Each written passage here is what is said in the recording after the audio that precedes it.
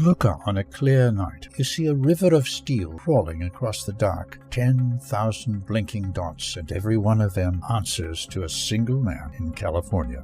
That is the quiet truth of our age. Whoever owns low orbit owns the next war, because up there ride the radios, the drones, the eyes and ears of every brigade on the ground. And by the summer of 2026, the sky that once bowed to a single ruler has 6 players fighting over it. The old king, though, refuses to age. Starlink is still firmly on top. By late June, astronomers were counting more than 10,700 of its satellites overhead, 2/3 of everything humanity keeps alive in space. Washington has already blessed 15,000, Musk dreams of 42,000, and SpaceX flings up a fresh batch every 3 or 4 days. So much reach in one private pair of hands finally jolted the rest of the world awake. And they had good reason to worry. They remember Crimea, where the service was switched on and off at one man's word, a matter of public record, not conspiracy. The challengers, for now, are stumbling. Amazon limps along with barely 331 satellites against a deadline it has already begged to push back 2 years. Then come the 2 the West wrote off too soon. Start with Russia.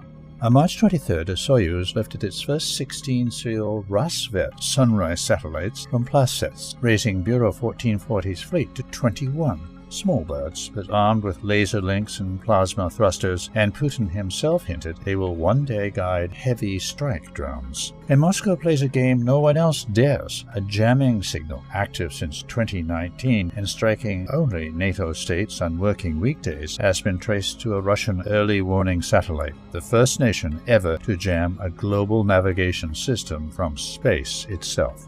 China, by contrast, makes no announcements. It simply launches. Guowang, the state satnet program, widely reported to serve the PLA, passed 177 satellites in orbit from Wenchang. Changfan, 1,000 sails, the Shanghai-led commercial constellation, hit 200 birds on June 5th and 238 by July 5th, after the largest polar orbit launch to date. China cut first satellite manufacturing costs by 96% since the program began. This is the same industrial curve that killed Western dominance in shipbuilding, solar, and drones.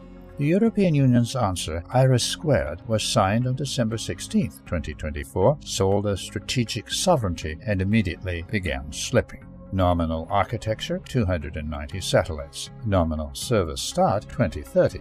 First launches don't happen until 2029, and Brussels has already had to graft in 66 early delivery governmental satellites to plug the delay. Iceland and Norway signed on this June. The French Armed Forces, meanwhile, quietly bought guaranteed OneWeb capacity to bridge the gap until IRIS² materializes. France doesn't seem to fully believe its own timeline, neither does anyone else in Brussels.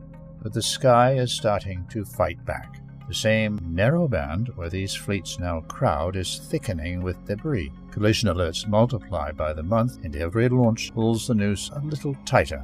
One bad crash could scatter a cascade of shrapnel that seals low orbit shut for a generation. Players are so busy grabbing the board that they may yet flip the whole table.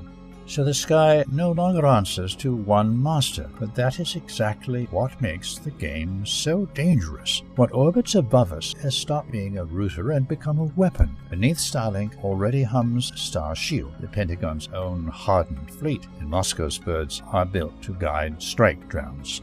By 2029, the board may hold 3 kings, perhaps 4, each with a hand on the switch. And in a war like that, the deadliest blow needs no missile. The winner will simply, on one silent evening, cut the rest of the world off and let the sky go dark.